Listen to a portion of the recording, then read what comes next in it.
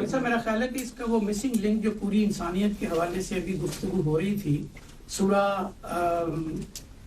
نور کی جو 35 نمبر آیت ہے جس میں نور علی نور کی تعبیر اللہ نے استعمال کی ہے، تو جو فطرت میں جیسے جو کہ آپ نے اپنی میزان میں بھی اسی سے آغاز کیا ہے کہ اللہ تعالیٰ نے، تو اس کا مطلب ہے کہ ہر انسان کو وحی کے ذریعے، یعنی جب بھی وہ آپ تو 120 دن کہتے ہیں کہ اس میں وہ پوری شخصیت منتقل ہو جاتی ہے انسان کے اندر، تو یہ عمل تو پھر ہر انسان کے ساتھ اس صورت میں مکمل تو ہو ہی جاتا ہے. جی بالاجمال تفصیلات رہ جاتی ہیں. میں نے تو میزان کے پہلی سطریں جو لکھی ہیں وہ آپ پڑھیے. دین اللہ تعالیٰ کی ہدایت ہے جو اس نے پہلے انسان کی فطرت میں الہام فرمائی، اس کے بعد پیغمبروں کا سلسلہ جاری کیا تاکہ وہ اس الہام کی تمام تفصیلات بیان کریں.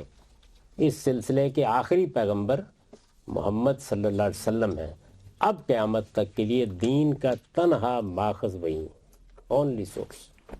120 دن کی جو روایت ہے، اگر یہ نہ ہوتی ہمارے پاس، فرض کریں، تو اس میں ایک مسنگ لنک تو آ جاتا نا. حضرت علی کے پاس نہیں تھی اور انہوں نے بالکل یہی جواب دیا تھا اور قرآن کی آیت سے دے دیا تھا، کیونکہ ریکارڈ پر موجود ہے.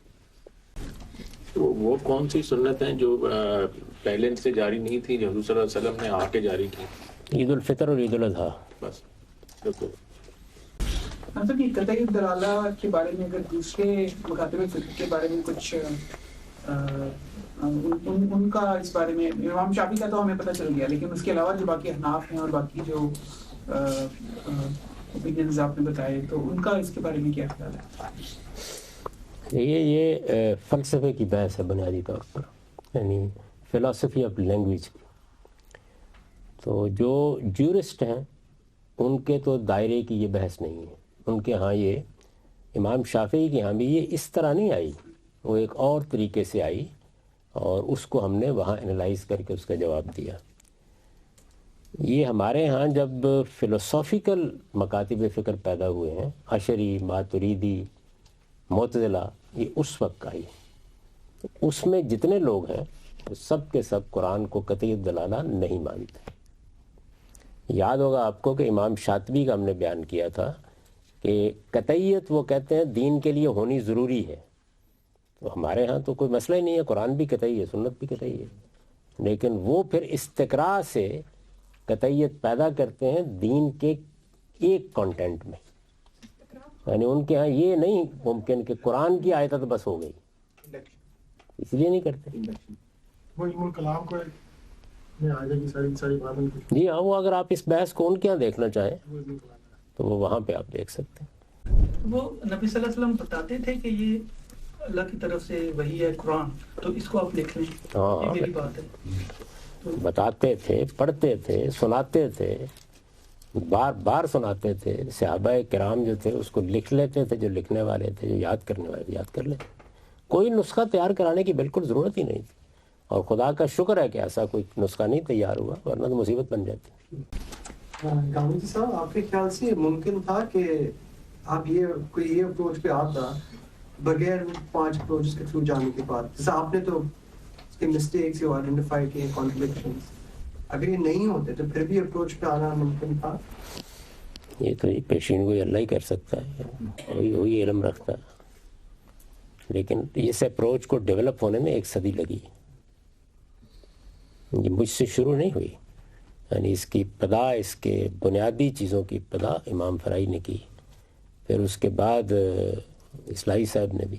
اگر آپ تقابلی مطالعہ کرنا چاہیں تو مولانا اصلاحی نے اپنے آخری زمانے میں بالکل وفات سے کچھ عرصہ پہلے اس موضوع پر لیکچرز دیے ہیں. وہ لیکچرز لکھ لیے گئے اور وہ قرآن مجید کے فہم کے اصول کے نام سے چھپے ہوئے ہیں. تو اگر آپ اس کا اور اصول و مبادی کا تقابل کریں گے تو پتہ چل جائے گا کہ کیا کچھ پیچھے ہو چکا تھا اور میں نے کیا کیا. کس نام سے ٹائٹل کیا ہے؟ قرآن فہمی کے اصول. یعنی میزان میں مبادی تدبر قرآن اور ادھر وہ لے لیں تو آپ سمجھ سکتے ہیں کہ میری پریزنٹیشن میں، میرے ہاں چیزوں کی تنقید میں کیا ڈیولپمنٹس ہوئی. ہمارے یہاں بہت ساری چیزیں سنت کر کے نام سے کہہ دی جاتی ہیں کہ نبی کریم صلی اللہ علیہ وسلم سیدھے پاؤں میں پہلے جوتا پہنتے تھے اور پھر یہ بھی سنت ہے، یا کدو کھانا یا جو اس طرح کی چیزیں ہیں.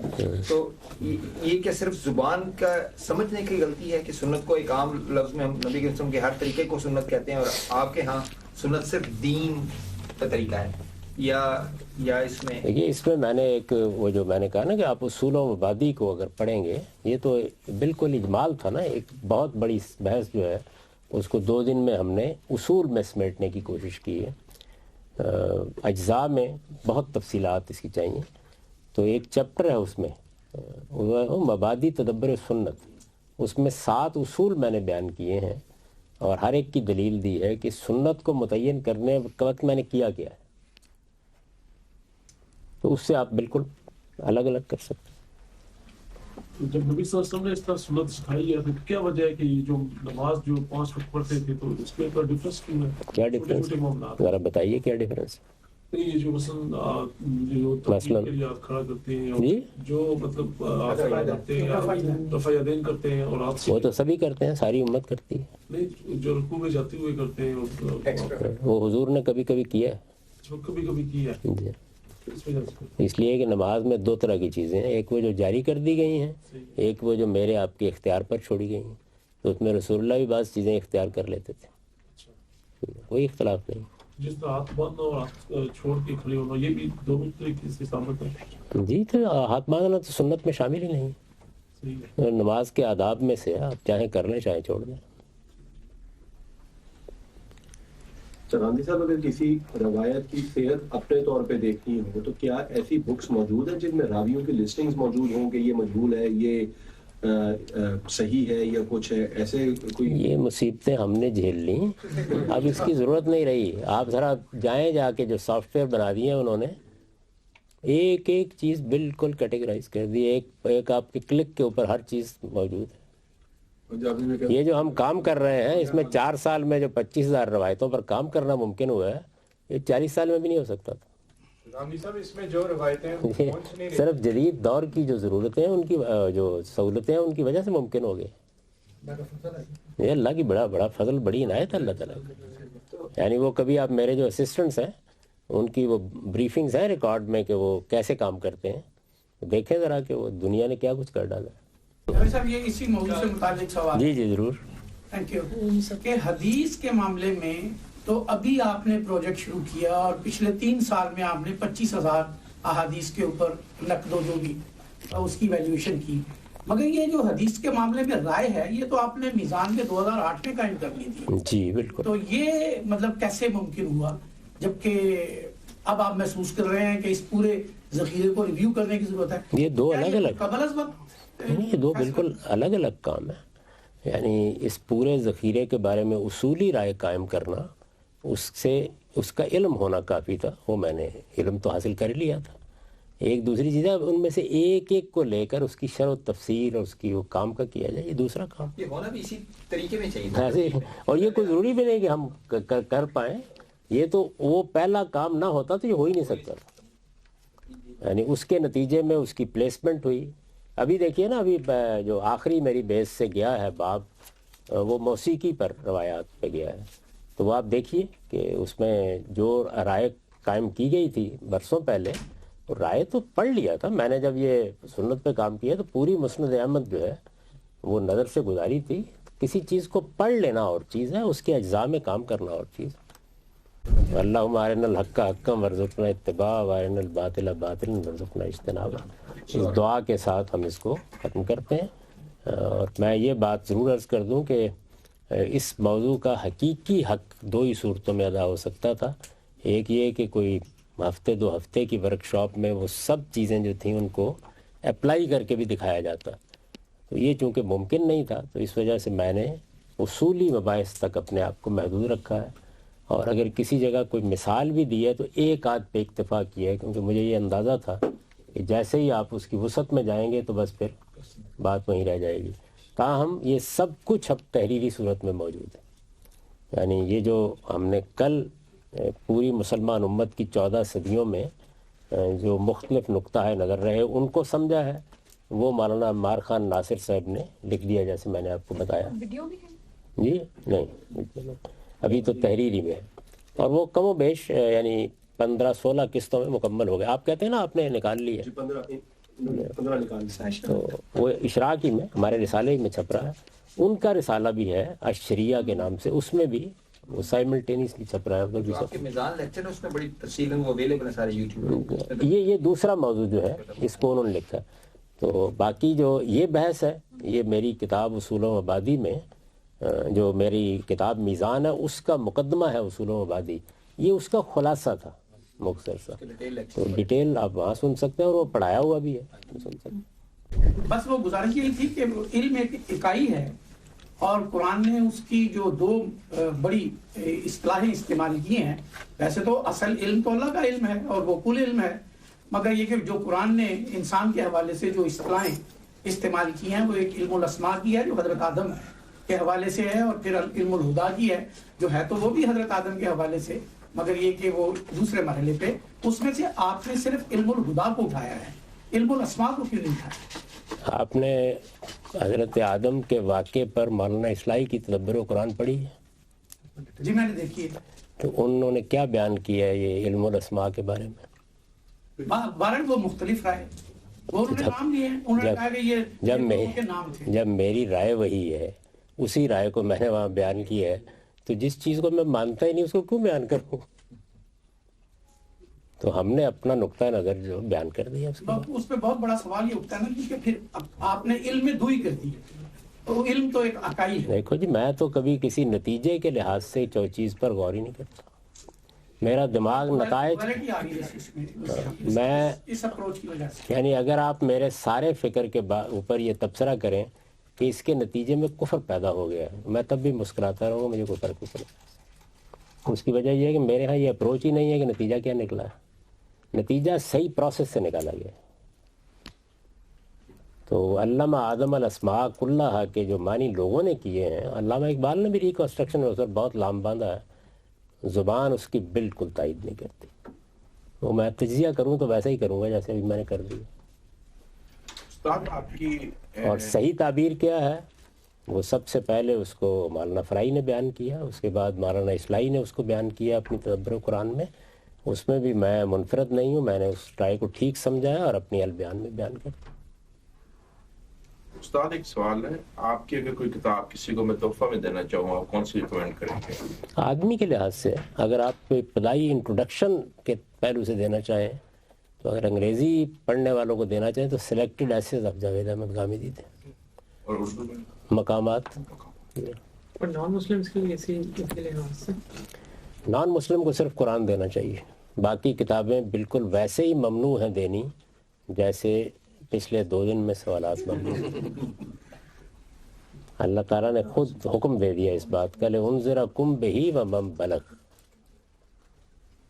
تو اس حوالے کر دی میں بھی پھر اپنا سوال کر لیتا ہوں کہ یہ جو پھر الزام لگایا جاتا ہے کہ 1400 سال میں جو گاندھی صاحب کو ایک نیا دین جو ہے سمجھ میں ہے، تو دیکھا جائے تو ٹیکنیکلی آپ ریٹروسپیکٹ میں ہی آپ پیچھے مڑ کے جب دیکھیں گے تبھی آپ کو بہت ساری غلطیوں کا جو ہے وہ اندازہ ہوگا، کیونکہ جو لوگ پروسیس سے گزر رہے ہوتے ہیں وہ اس وقت اس جنگ میں ہوتے ہیں شامل، وہ ان چیزوں سے اسٹرگل کر رہے ہوتے ہیں، کانفلکٹس آ رہے ہیں کیسے اس کو ریزالو کریں، وہ اپنی اپنی آئیڈیاز اس میں لڑا رہے ہوتے ہیں، وہ کچھ بنا رہے ہوتے ہیں اس دوران. پیچھے مڑ کے جب لوگ دیکھتے ہیں تو پھر ان کو نظر آتا ہے کہ کیا کیا غلطیاں ہیں، اور پیچھے مڑ کے آپ ان کو پھر ایک طریقے سے سیدھا کرتے ہیں.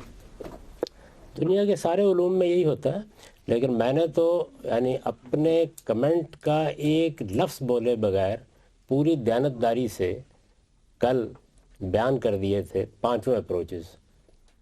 تو آپ کی 14 صدیوں کی تاریخ بیان کر دی تھی اس موضوع پر علم میں.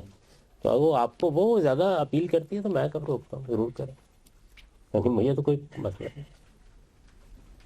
میں سمجھتا ہوں غامدی صاحب نے وہی اصل دین کو بیان کیا جس پہ گرد پڑی ہوئی تھی اور مختلف قصے اور واقعات اس میں انوالو ہو گئے. جو اصل چیز تھی وہ چھپی ہوئی تھی. غامدی صاحب نے کوئی نئی چیز پیش نہیں کی، اصل چیز کو صاف کر کے آپ کے سامنے رکھا. مجھے تو اصرار ہے کہ لوگوں نے کچھ نئی چیزیں داخل کر دی تھیں، ان کو نکالنے کے عمل کی وجہ سے رد عمل ہو رہا ہے. جی وہ پانچیں بھی تو ایک دوسرے سے ڈیفرنٹ ہے نا. ہاں لیکن ہم تو چاہتے ہیں کہ تعلیم تدریس کا ایسا طریقہ اختیار کیا جائے کہ جس میں اس پوری تاریخ کو، یہ جو تصنیف ہے عمار صاحب کی، اس کے لکھوانے کا مقصد ہی یہی تھا کہ یہ چونکہ اہم ترین بحث ہے تو یہ پوری طرح ڈاکومنٹ ہو جائے. یعنی کوئی آدمی یہ جو سوال کرتے ہیں فلاں کی سمجھ میں کیوں نہیں آیا, تو پڑھ لیجیے کیوں نہیں آیا. جاوید صاحب اس کا تو بڑا سادہ سا جواب ہے کہ نیوٹن سے پہلے بھی سیب جو ہے زمین پہ ہی گرتا تھا, مگر یہ کہ نیوٹن کو اس طرف خیال آ گیا اور ایک نئی دنیا کھل گئی. لیکن میں نے علم کی دنیا میں سفر جاری ہے. میں نے تو آپ کو بتایا کہ ہمارا جو پچھلا علم ہے وہ بھی بڑا غیر معمولی علم ہے. اس کی پوری تاریخ سنائیے آپ, کیسے اپروچ کرتے ہیں وہ, کس طریقے سے اس مسئلے کو حل کرنے کی کوشش کیا انہوں نے. فراہی صاحب جس دور میں تھے اس وقت دنیا میں کسی کو ویسے نہیں میں کہہ رہا ہوں کہ کچھ بہت امپورٹنٹ انسیڈنٹس ہو رہے تھے, جیسے انگریزوں کی حکومت تھی, جیسے مرزا صاحب کا ایک کلیم تھا اور بہت کچھ ہو رہا تھا. تو فراہی صاحب نے کبھی ان چیزوں میں انٹرسٹ کیوں نہیں لیا آپ کے خیال میں؟ انہوں نے لائک اتنی بڑی قرآن سے ان کی اتنی افیلیشن تھی, نبوت کے اوپر اتنا بڑا کام ایک وہاں پہ پرابلم کریٹ ہوا تھا, تو ان کی ایسی کوئی چیز کیوں نہیں ملتی کہ انہوں نے کبھی ان چیزوں میں انٹرسٹ لیا؟ پچھلے 2 دن میں نے یہی سبق دیا. جب انہوں نے فیصلہ کر لیا کہ اللہ کی کتاب کو پہلے دریافت ہونا چاہیے تو پھر ہر طرف سے آنکھیں بند کر لیں, اور یہ اسی کا نتیجہ ہے, وہ اچیومنٹ بھی اسی کا نتیجہ ہے. اگر وہ ان سب چیزوں میں جیسے آپ لوگ باز نہیں آتے تھے. یہ 5 اپروچز جو ان میں جو خامیاں پہلے سے نظر آنی شروع ہو گئی تھیں یا اب آ کے, یعنی کہ آپ نے کیا ہے سامنے خامی, یعنی جو میں نے کرٹیسم کیا یہ میں نے زندگی میں آج پہلی بار کیا, اس سے پہلے کبھی نہیں کیا. خامی آتی تھی تو نئی اپروچ آتی تھی نا, ایوولوشن ہو رہی ہے. اچھا غامدی صاحب آپ پلیز یہ وسیم صاحب کے سوال کا جواب دیجیے. میری اپنی لائف میں بھی میں نے اس موضوع پر نہیں کی کبھی. 3 باتیں جو ہیں حاصل سمجھیے, یہ تو علم تو اپنی جگہ الگ ہے. ایک یہ کہ آپ کو جب کسی چیز کو سمجھنا ہے تو ان ڈیپتھ سمجھنے کے لیے ضروری ہے کہ آپ مکمل طور پر اپنی توجہات اس پر رکھیں, اپنے دماغ کو باقی چیزوں سے خالی کریں. یعنی اس کے سمجھنے میں, اگر آپ مثال کے طور پر آپ 25-30 لوگ ہیں, اگر آپ مجھے جو میں نے ابتدا میں گفتگو کی تھی 2 دن وہی کرتے رہے تو میں 1 قدم بھی آگے نہ بڑھاتا. ہر قدم پر میں نے آپ سے پوچھا کہ بھئی اب کوئی رہ تو نہیں گئی بات. میں فرض کر لیجئے کہ آپ میں سے بہت سے لوگ جو تھے ان کی سمجھ میں نہ آتی بات. پہلی بات جو ہے جس پر ہم نے بنیاد رکھی تھی ساری کی, تو میں اس وقت بھی اسی کو کر کے ان سے معذرت کر رہا ہوتا کہ بھئی تمہید بن گئی ہے, باقی پھر دیکھیں گے کسی وقت. تو توجہات کا مرکز ہونا چاہیے اس چیز کو.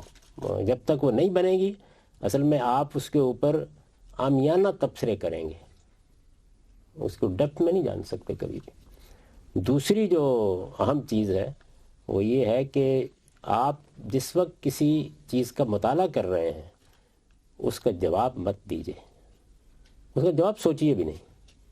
آپ کا پہلا معاملہ یہ ہونا چاہیے کہ اس چیز کو جیسے کہ وہ شخص کہہ رہا ہے یا اشخاص کہہ رہے ہیں مجھے اس درجے میں سمجھنا ہے اور اتنی دیانتداری سے سمجھنا ہے کہ وہ لوگ اگر میرے سامنے آ جائیں تو وہ کہیں کہ ہم اپنی بات کو اتنا اچھا نہیں سمجھ سکتے. یہ دوسری چیز ہے. اگر یہ دوسری چیز آپ نہیں کریں گے تو آپ کی گرفت میں چیزیں نہیں ہوں گی اور بس یہ آئیں بائیں شائیں کر کے آپ فارغ ہو جائیں گے اس کے نتیجے میں. اور تیسری جو چیز ہے وہ یہ ہے کہ جب آپ کسی چیز پہ تنقید کریں تو ہمیشہ اس کی بنیاد تلاش کریں. آپ نے دیکھا کہ میں نے اس کے اوپر بننے والے کسر کو موضوع نہیں بنایا. بنیاد تلاش کریں وہ کیا ہے. وہ بنیاد اگر آپ تلاش کرنے میں کامیاب ہو گئے ہیں تو آپ غلطی بھی تلاش کرنے میں کامیاب ہو جائیں. تو میرے اوپر دیکھیے وہ 19-20 لوگوں نے کتابیں لکھ دی ہیں, بہت تنقیدیں صبح و شام ہو رہی ہیں, فیس بک اور یہ وہ بھرے ہوئے ہوتے ہیں. تو ایک صاحب نے مجھ سے پوچھا تو میں نے کہا مجھ پر کبھی کسی نے تنقید کی نہیں. تو وہ بڑے پریشان ہوئے. میں نے کہا بات یہ ہے کہ میری بات کو پہلے بیان کر کے صحیح پھر تنقید کریں گے تو مجھ پر تنقید ہوگی نا. وہ میری بات کو اپنی بات کے طور پر بیان کرتے ہیں, وہ میری بات ہی نہیں ہوتی, اس پہ داد تحقیق دیتے رہتے ہیں. تو میں اس پہ کیا کر سکتا ہوں. روزمرہ کوئی بحث مباحثہ جب ہوتا ہے تو یہ سنت اور حدیث کا فرق نا بڑا اجنبی سا لگتا ہے لوگوں کو. اس میں بڑی مشکل ہوتی ہے کیونکہ عام طور پہ کبھی کسی موضوع پہ بحث ہو تو سب سے پہلے کسی تاریخی واقعے یا حدیث کا حوالہ دیا جاتا ہے. वो सुन्नत और हदीस का ये फ़र्क जो है ना, इसमें बड़ी प्रैक्टिकल दुश्वारियाँ होती हैं किसी बंदे को ये बात पहुंचाने में। तो इस सिलसिले में क्या आपकी एडवाइस होगी? आप तक पहुंच गई, कोशिश हो बस वो जितनी ज़्यादा आप तक पहुंच जाएगी ना, और जितनी डेप्थ में आप उसको समझ लेंगे, उसके बाद अल्लाह ताला का कमाल ये है कि जब बात खुद समझ में आ जाए तो अल्लाह पहुंचाने का सलीका सिखा देता है। असल में हम बाज़ औक़ात बात को खुद नहीं समझे हुए, डेप्थ समझिए उसको, बस उसके बाद 2 मिनट भी नहीं लगेंगे। लेकिन ये मतलब नहीं कि लोग मान लेंगे, वो अगर मान लेते तो मेरी मान लेते ऐसे ही होगा। मैंने जब इस काम की इब्तिदा की थी, बस मोहल्ले में कोई 2-4 लोग थे माकूल किस्म के, उन्हीं से बात होती थी, वो भी कभी कभी सो जाते थे। सुल्तानपुरा की बात कर रहे हैं तो अब तो एक दुनिया सुनी रही है, तो आप भी अपने अंदर ये हौसला पैदा करें। सर मेरा सवाल ये था कि नबी अकरम सल्लल्लाहु अलैहि वसल्लम के जो डायरेक्ट एड्रेसेस थे वो बनी इस्माइल थे, और आपने अपनी किताब में इमाम हुज्जत की तफसीर बताई है। तो मैं ये जानना चाहता था कि ये जो पहले किताब थे उस वक्त के, उनके ऊपर किस लेवल पर वो इमाम हुज्जत हुआ था। वो इस रेफरेंस में मैं कह रहा हूँ जो कि सूरह तौबा में है कि जबकि मुशरिकीन के बारे में तो ये कहा गया था कि अगर वो खुद नहीं कबूल करेंगे तो जहाँ भी हैं उनको मार दिया जाएगा, तो उनके लिए तो किताल का हुक्म था। लेकिन जो अहले किताब थे उनके लिए ये कहा गया था कि ये जजिया देकर अपने दीन पर रह सकते हैं। तो मैं ये जानना चाहता था कि ये जो डिफरेंस है ये इमाम हुज्जत का अहले किताब के लिए और इसकी क्लैरिफिकेशन देनी। इमाम हुज्जत में कोई डिफरेंस नहीं है, सज़ा में फ़र्क है। और उसकी वजह यह है कि जिस वक्त हम खुदा की अदालत में कल पेश होंगे तो वहाँ भी सज़ा में फ़र्क होगा। इसको ख़ुद कुरान ने बयान किया है कि क्या फ़र्क होगा। ये कहा है कि वो लोग जो मेरी बारगाह में आएंगे उन्होंने अगर शिरक नहीं किया मेरे साथ और शिरक को दीन की हैसियत से नहीं कबूल किया, तो फिर मैं इसके नीचे नीचे जिस गुनाह को चाहूँगा माफ़ कर दूँ। ये सूरह निसा में ऐलान किया है और वहाँ भी किया है। तो अहले किताब तौहीद को मानने वाले हैं, उनको मौत की सज़ा या आखिरी सज़ा नहीं दी गई। तो सज़ा में फ़र्क लोगों के लिहाज से, इसी पर मैंने बड़ी तफसीली गुफ्तगू की है कि दुनिया में कभी एक सज़ा नहीं बयान की जाती। यानी मुजरिम क्या है, कौन है। तो इसी तरह से बनी इसराइल पर हज़रत मसीह ने इत्माम हुज्जत किया और उसके बाद उनको भी महकूमी की सज़ा दी। तौहीद को मानने वालों को अल्लाह ने मौत की सज़ा नहीं दी, और तौहीद को मानने वालों को क़यामत में भी अबदी जहन्नम की सज़ा नहीं मिलेगी। सज़ा मिलेगी। जब आपसे ये फ़र्क सज़ा में है और लोगों के लिहाज से। जावेद साहब, ये वसीम साहब ने जो भी बात की थी उसी के तसलसल में है कि हमारी पहली नशिस्त में गुफ्तगू के दौरान कहा कि यहूदी भी नसरानी भी दरअसल इसी तरह फ़िरका है इस्लाम का जिस तरह के शिया, सुन्नी और सुन्नियों में आगे मजीद। अच्छा, तो क्या ये बात जो है और ये जो डॉक्ट्राइन है आपका, ये आपकी उसकी नफ़ी नहीं करता जो मिज़ान में आपने रसूलुल्लाह सल्लल्लाहु अलैहि वसल्लम की ज़ात पे बात ख़त्म की है? कैसे नफ़ी करता है? इसलिए कि यहूदी तो नहीं मानते मोहम्मद रसूलुल्लाह, हाँ, तो ईसाई भी नहीं मानते मोहम्मद रसूलुल्लाह। तो ऐसे ही जैसे बहुत से फ़िरके बहुत सी बातें नहीं मानते। मतलब शिया जो हैं वो ये नहीं मानते कि इमामत को वही नहीं आती। तो ना मानने के नतीजे में फ़िरका तो तब्दील नहीं हो जाता ना, फ़िरका तो फ़िरका ही रहता है। बहुत से फ़िरके नहीं मानते बहुत सी बातें। बहुत से सूफ़ी हैं, आप देखिए, वो एक बिल्कुल ही मुतवाज़ी पूरा का पूरा दीन मानते हैं। तो वो उसकी गलती वाज़े की जाएगी, फ़िरका तो वो है। अगर जावेद साहब आपकी इसी बात को एक्सटेंड किया जाए तो जो नूर वाली आयत है सूरह नूर में 35 नंबर आयत, उसके हवाले से तो फिर हर इंसान मुसलमान और हर इंसान फितरत पे पैदा हो रहा है। ऐसे ही कहना चाहिए ताकि तमाम इंसानों को ये दावत दें आप। यानी हम असल में उनको उनका असल नाम याद करा रहे हैं, उनको बता रहे हैं कि तुम अपने आप को यहूदी कहते हो, तुम मुसलमान हो। तुम्हारा नाम तुम्हारे बाप इब्राहिम ने मुसलमान रखा था। अल्लाह अपने दीन को मानने वालों के नाम लोगों के नाम पर नहीं रखता, ना जगहों के नाम पे रखता है, ना मदरसों के नाम पे रखता है। हम भी मोहम्मदी नहीं हैं, मुसलमान है, तुम भी मुसलमान हो, और हर पैदा होने वाला इंसान बच्चा भी मुसलमान। और तुम्हें हम दावत देते हैं कि ये तुमने बहुत बड़ी गलती कर डाली है कि अल्लाह ताला ने 2 पैगंबर भेजे, एक तुम्हारे अंदर से, एक बनी इस्माइल में से। तुमने कितनी बदबख्ती की है, दोनों का इनकार कर दिया। बहस इस पे करेंगे ना, तो उसी तरह करेंगे जैसे कि आप कुरान में देखते हैं कि पैगंबर आता है तो आगे कहते हैं मेरी कौम के लोगों, और आप अंदाज़ा करें कि वो बदबख्त कौम कि जिसके बारे में कुरान कहता है कि वो मजलिसों के अंदर बदकारियों का इर्तिकाब करते थे, और वो भी मर्दों के साथ, कौम लूत, लेकिन उसको क्या कहता है, इखवान लूत, लूत के भाई। तो ये हमारे भाई हैं, इनको आप यहाँ से बुलाएं, याद दिलाएं उनको, वो अपना नाम भूल गए हुए हैं।